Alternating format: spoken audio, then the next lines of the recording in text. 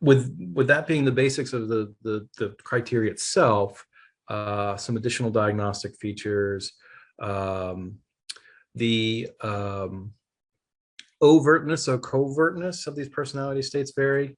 Again, that's a fancy way of saying, according to the DSM, it may be very obvious that people are manifesting different personalities at different times, or it may be very subtle. Okay, and it may not be so obvious in clinical setting, or they're in their own social settings. When alternate personality states are not directly observed, there are other ways to identify dissociative identity disorder in clusters of dissociative symptoms.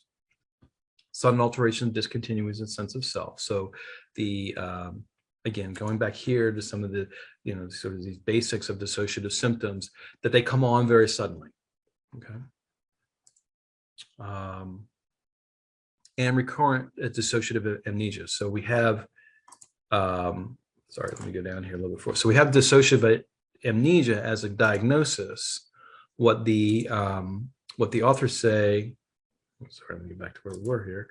What the authors say or write about is that you may have specific manifestations of dissociative, they say dissociative amnesias, plural, I believe, to try to distinguish it from the diagnosis of dissociative amnesia. But what you'll see are, along with the sudden alterations and or discontinuities, but you'll also see recurrent dissociative amnesia that's, sort of episodic but persistent. So in other words, it continues, sort of comes and goes, but comes and goes in a very regular and continuous fashion. Dissociative fugues are common in dissociative identity disorder.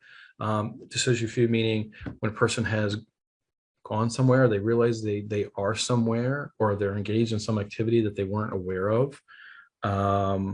The way, when I've worked with folks with dissociative identity disorder, what they will describe, and as it pertains to dissociative fugues, is when another personality is, I'll use the word prominent, and that personality is going and doing something goal-directed for that personality. The other personalities don't necessarily know, and so another personality may emerge and not know where they are, why they're there, and that can cause great distress, for sure. I mean, for obvious reasons, but I think of examples of someone who's gotten in trouble with, has gotten into some sort of legal trouble or criminal justice trouble, and they wake up, in custody, and they don't, or they, sorry, not wake up, but a person will say, I don't know how I ended up in custody. I don't know.